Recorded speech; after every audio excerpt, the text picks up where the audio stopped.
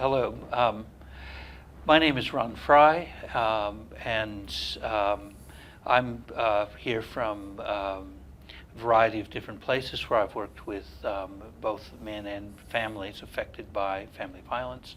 And I have with me Professor Brian Sullivan, who is from Central Queensland University and is a researcher and a practitioner, a clinician, and an observer of the family violence scene. And we're here to really talk about a lot of the issues that we find when we work with men who've used violence. And one of the key things that we want to, I suppose, say at the very beginning is that I think both of us agree that the field is still very much a field of discovery. We're not where we can provide definitive answers to a lot of things, but what we can do is provide perhaps better questions at this point. I think so. I'd agree with everything you've said, Ron, except professor. I'm not professor. I'm senior lecturer. Yes. To me, you're a professor. Fair enough. But I think the first thing is even, I mean, certainly when probably when you and I both first got involved in the field of family violence, there wasn't a lot of work being done with the offenders or the men who used the violence. And it wasn't initially thought it was a good idea to do that. And I guess through the years, that's kind of shifted a bit. But can you sort of give us a bit of the history of this, and also where do men's programs actually sit in addressing violence against women and children? Okay. Well, certainly from my perspective and experience, the focus initially began in domestic violence intervention,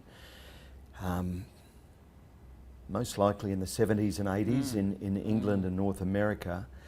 And the focus, of course, was victim safety. Victims generally, by and large, predominantly, being women and children. And so there was a lot of energy and a lot of activism in the shelter refuge movement, getting women to safety, getting women out of dangerous situations. And I believe the focus on the source of the problem, the perpetrators, generally the male partners, intimate partners, ex-partners, has been a later focus, and I don't think we're fully there yet from my perspective. Certainly perpetrator programs for men, you know, began in the 80s. Duluth in Minnesota being one of the earlier pioneer programs, where the focus was on a collaborative community response to domestic violence, in which the men's program was embedded. And I believe that philosophy from there, Ellen Pence and Michael Paymer, really, I think, laid a solid foundation for working with men from their initial work, that any men's programs shouldn't be isolated from women's services, shouldn't be isolated from criminal justice responses, but that it should be nested within those responses. So if you're building a response, an intervention to domestic violence, it's almost like get the community collaboration together first, get women's safety organised, get responses from the criminal justice system set in place, then look at having a men's program within that wider system. And I think for me, and again from my experience, that is the preferred option. And more than the preferred option, it's the safest option. So from that initial work in the 80s, I think now, certainly with a lot of push, that we need to start focusing on the main cause of the problem, the men. And like I was at a forum recently, and there was a collaboration between a housing builder and a women's service, and the housing company had built a number of shelters in southeast Queensland, and the CEO of the company got up and he was waxing eloquently about how wonderful it was to have these shelters, and he said, I wish we could build 2,000 more of these in Queensland. And while I understand his noble intention, my preference would be, let's stop the need to build refuges. And that means we really have to address what is and has been called an epidemic of men's violence in our society. And that's where, you know, I think our policies and our practice need to really ramp up and go up from downstream to the top of the cliff and see who's doing all the pushing.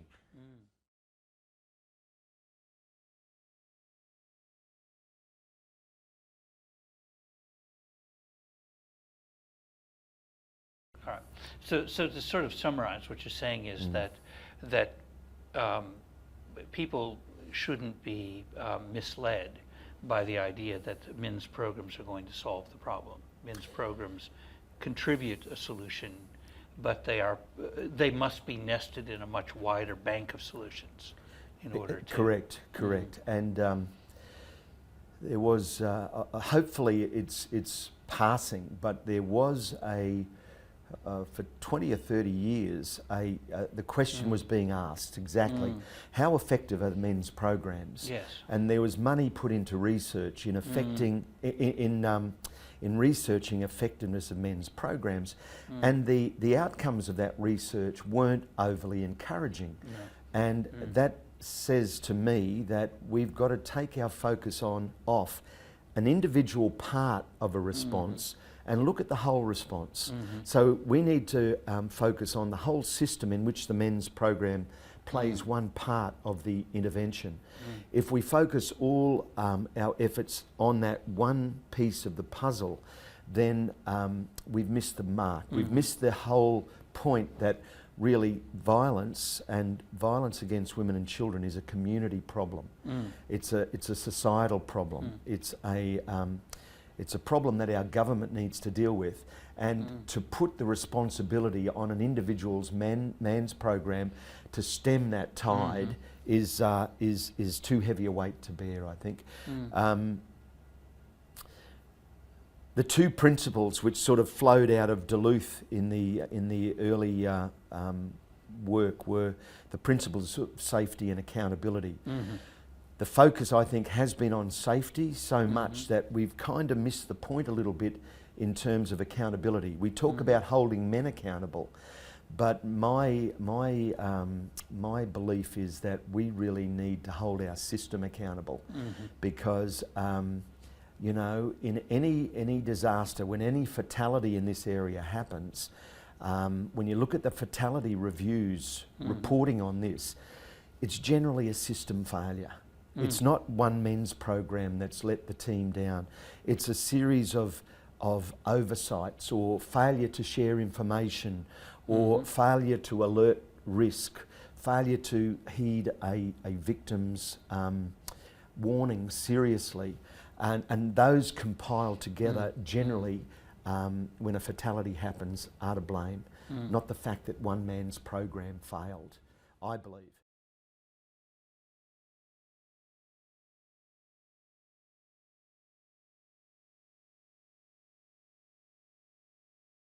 What happens is then the counselor just picks up more and more and more trauma, but doesn't feel supported in any way by the society around them. And, well, my concern similarly about men's programs is you can have the best facilitators in the world.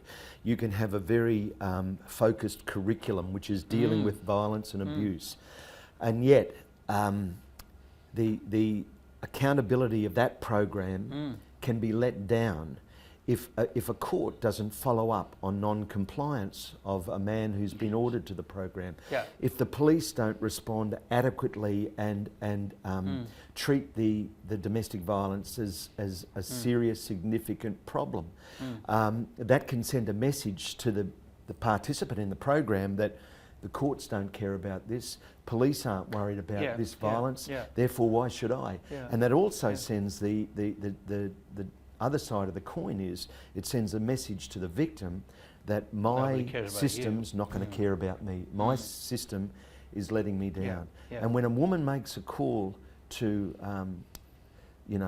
Triple O or to the police or to a woman's service, she's reaching out to the government, she's reaching out to the community saying, I can't deal with this problem myself, I need help. And really, I think, our government is there to protect our most vulnerable. If it's not doing that, then we've let women and children down. And we can say, yes, the primary accountability is the man's decision to abuse. Yes. But this accountability is multi-layered. And Yes. we all have to play our part. We all play our role in dealing with this problem. Yes, it's very, what's the right word? Atomistic, is there such a word? That it is. To say it's a person. Rather than a person in context. Yes, exactly. And you can have individuals who are operating as atoms, but you can also have services and departments in their silos dealing with things without communicating what they know to other service providers. And you get these gaps between systems, gaps in information, gaps in response. And, as we say in the sector, it's those gaps that victims fall through, and those gaps turn into graves for some, sadly. So I'm a strong believer that to work in this sector, we really need to be, our annual reading has to be the fatality reports and reviews that are looking at the contexts, what happened when a woman dies, how did this actually get to this point, that a woman loses her life at the hands of a man, and while 5, 10 services have been involved and known about this situation, known about this woman, and yet this has still occurred. How has this system let her down? And if we don't, I know this sounds dramatic, but I think voices from the grave should be teaching us, and that's what those fatality reports are. We should be really heeding those very strongly, I think, to see how we can close those gaps, tighten the net of safety for women, and tighten the drag net for men who are at the moment acting with impunity in our community.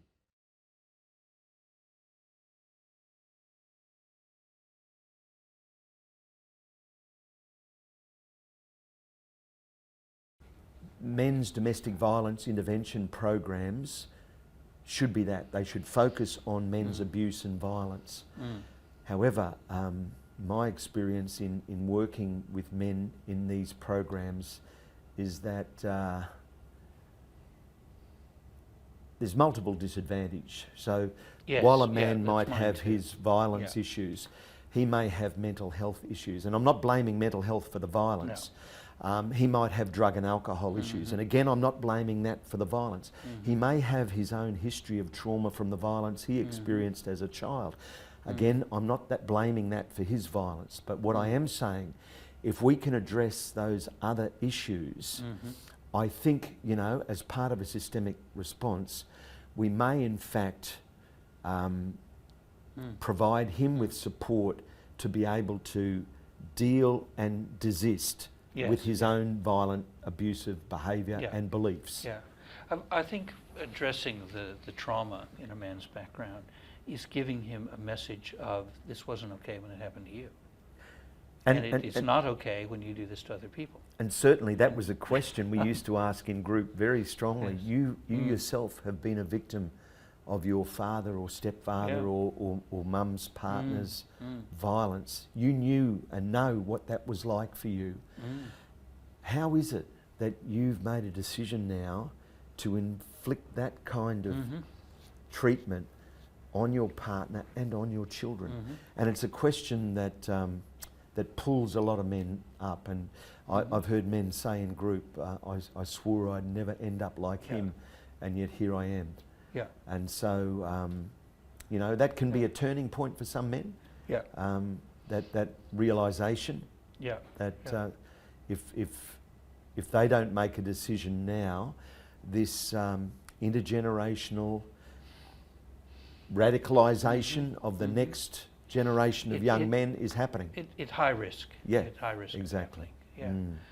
It's interesting because Alan Jenkins raises in one of his more recent books, raises the question as well of how does it feel to be held to a standard of accountability that your perpetrator wasn't, and that sort of thing, which I suppose is kind of the other side of that, but it's also giving the men the message that it wasn't okay when it happened to you either. You know, it's never okay. It's not okay when you do it. It's not okay when it happens. And I would see that as a real opportunity for men to look at their own lives, their own behaviour, who they are as men, their own values, their own beliefs, and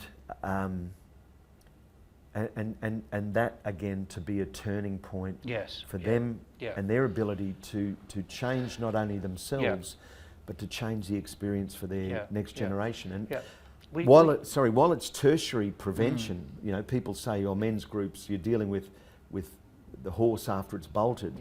That may be true, but you know, even a horse that's bolted needs and can be reined in with the right rider and right conditions. But furthermore, if you have little colts observing the horse bolting, it's secondary prevention. Exactly. Really. Yeah. Well, I think it's primary prevention for the next generation almost. Yeah. Yes.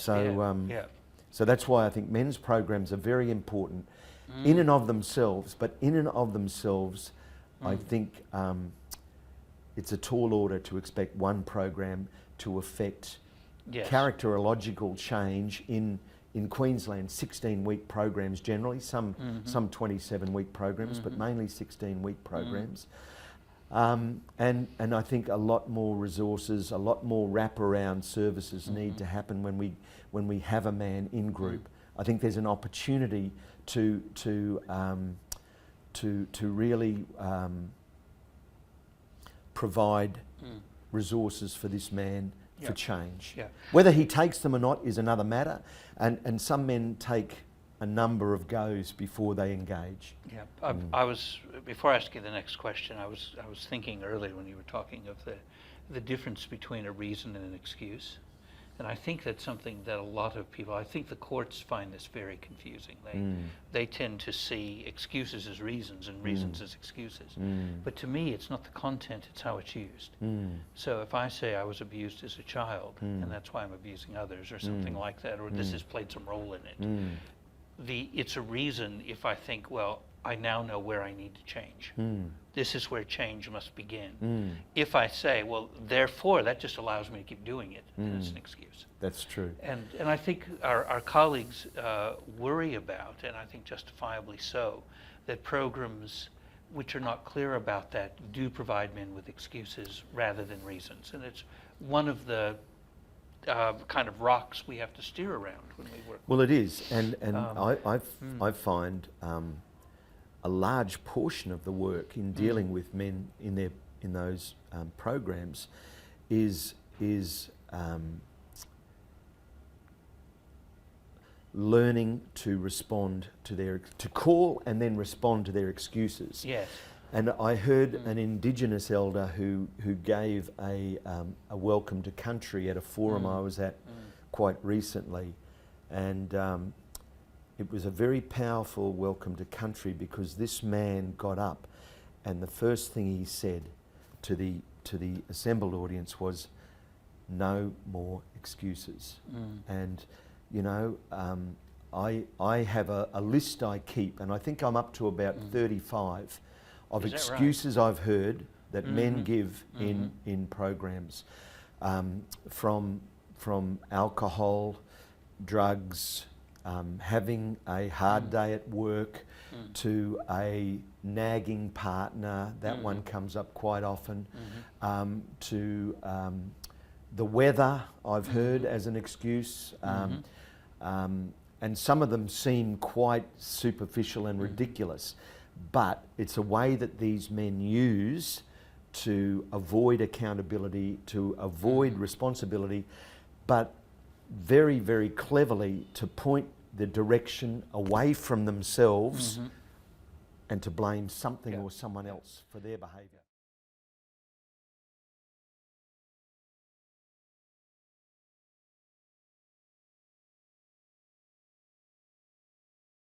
Can we just deviate a little bit further, as long as we're... Love deviations. As long as we're segueing, let's segue yet more, which is, so I'm sure people who are listening to this are wondering, well, how do you confront an excuse?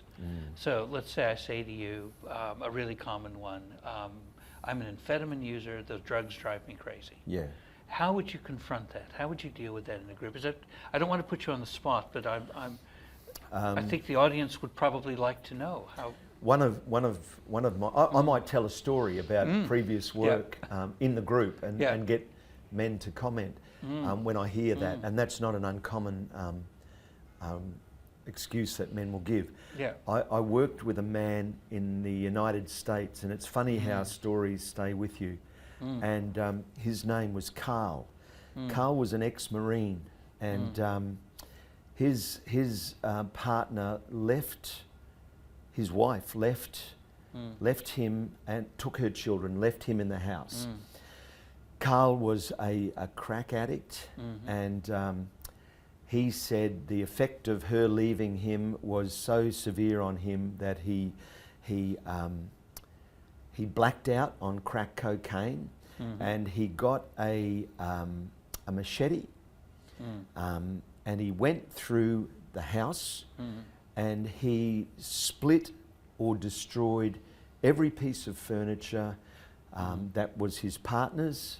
He broke every painting on the wall, every vase, anything she owned. He split with this machete, destroyed it completely. And he said, I was totally out of control. It wasn't my fault, it was the crack cocaine. And we sat silently in the group after Carl accounted for his violence, and the question we asked was, Carl, how many of your own possessions, or seeing you were blacked out and you didn't know what you were doing, how many of your own possessions or your own belongings did you destroy with the machete? And Carl's answer was, none. Why would I destroy my own stuff? And so we just let that sit with the group, and one man responded, sounds like he knew exactly what he was doing. And so Carl, trying to make an excuse that he was blacked out on crack cocaine, was called by the group that he didn't destroy anything of his own. What he was destroying was very targeted, very focused, so there must have been some level of intentionality, some level of awareness, some level of choice that was happening with Carl there. So dealing with excuses is often putting it back to the group and getting them to see if they can see how the man who's making the excuse might not be taking responsibility for his behaviour. And that can work, you know, sometimes with some groups. I'd love to be able to say that some things work all the time with all groups, but that's never the case. No, that's right.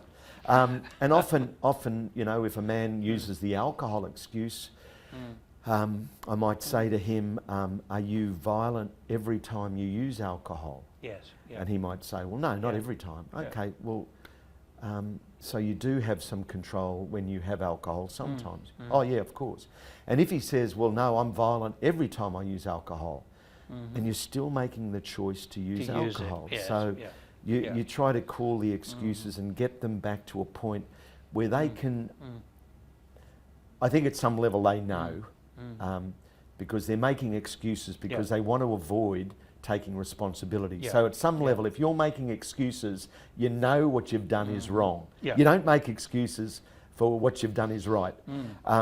So getting a man to the point where he says, it was my choice, I did it, I had a reason for doing it, I had an intention to do it, it wasn't random, it wasn't accidental, it wasn't unintentional. And that again can be a revelation for a lot of men, that this is my choice. And this whole program then becomes, well, this is my choice too. I can choose to drop out of this program and stay a risk to other people, or I can choose to stay in this program and I can choose to work with the program and the group progress, and I can choose to change. As hard and as difficult as that might be, but it's my choice.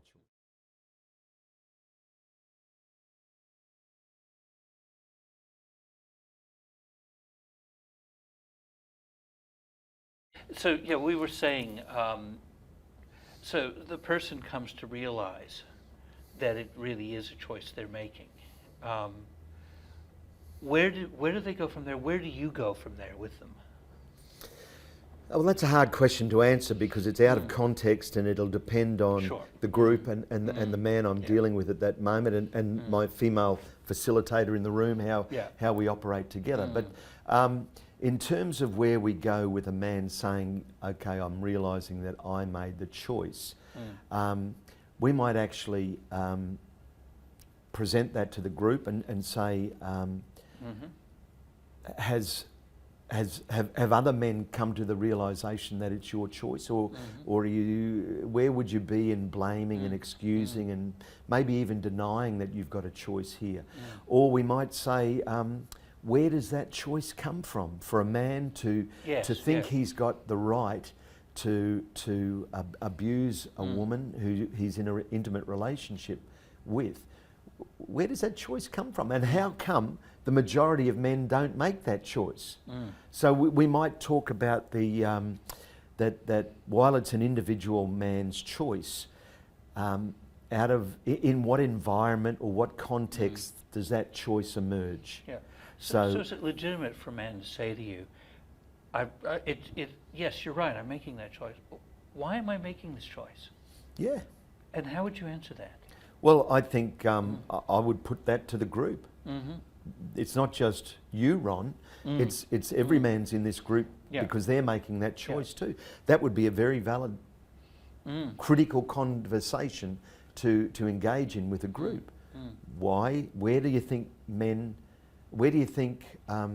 What's the environment where this choice emerges to terrorise, torment and threaten a woman? Where does that come from? And why do the majority of men don't go down that pathway?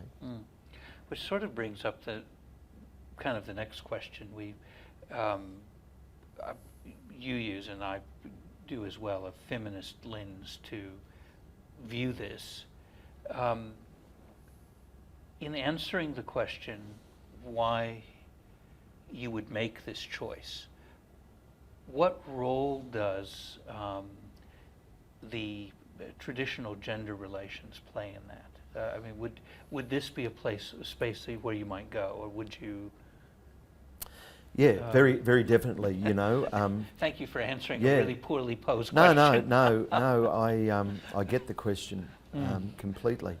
So there's lots of talk in the media and in the community these days about toxic masculinity. Yes. There's lots of talk about patriarchy. There's talk about men's power and control issues over women and children, but also over other men. You know, I'll just go off on a quick tangent here. I certainly believe in that triad of men's violence, that men are violent statistically more often to other men. Yeah. And that men are violent to women and children. But also, as our suicide rates reveal men are violent to themselves too. Yes. More than women are.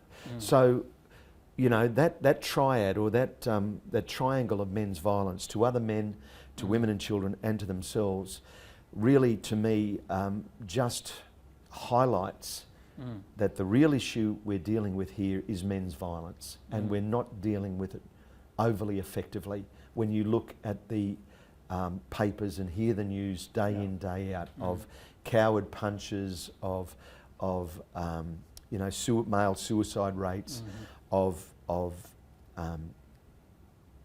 femicide rates in School Australia shootings. each year, school shootings, serial killers. You know, interestingly and scarily, a lot of serial killers, if not all, have histories of domestic violence in their background. So it's an unfolding tragedy of men's violence being meted out on the world. And I think, you know, obviously, working in men's groups, we're dealing with a particularly pointy part of that problem. But going back to your question about male culture, patriarchy, toxic masculinity, I'm very careful and cautious around blaming one variable alone for any one problem. I think we're dealing with a wicked problem. And you know, we're not just talking morally wicked, which it is, but we're talking very complicated, very complex solutions. And one solution isn't going to solve the problem. It has to be addressed from multiple layers, multiple levels. And I think, you know, that sort of, I prefer the term hypermasculinity. Like toxic masculinity, I don't want to send a message that masculinity in and of itself is toxic. I don't believe it is. I believe that hypermasculinity, which is a particular psychological term, is measurable. And that was part of my PhD. I measured hypermasculinity and changes in that over the course of a men's program, with not fabulous results, I might add. So hypermasculinity is that a man seeing violence as manly, as part of being a man, is to be violent, is to be aggressive, is to have power over others. The second part of hypermasculinity is a calloused sexuality, that women are there for the taking, women are property, women are part of a man's plunder, if you like. And the third factor in hypermasculinity is high risk-taking behaviour, danger as excitement. That's part of being a man. So, you know, speeding in your car, drink driving, unprotected sex, violence in pubs and bars with other men, all that sort of high adrenaline stuff that's part of being a man in hypermasculinity. Being at a work site and not protecting and taking safety measures. Yeah, exactly.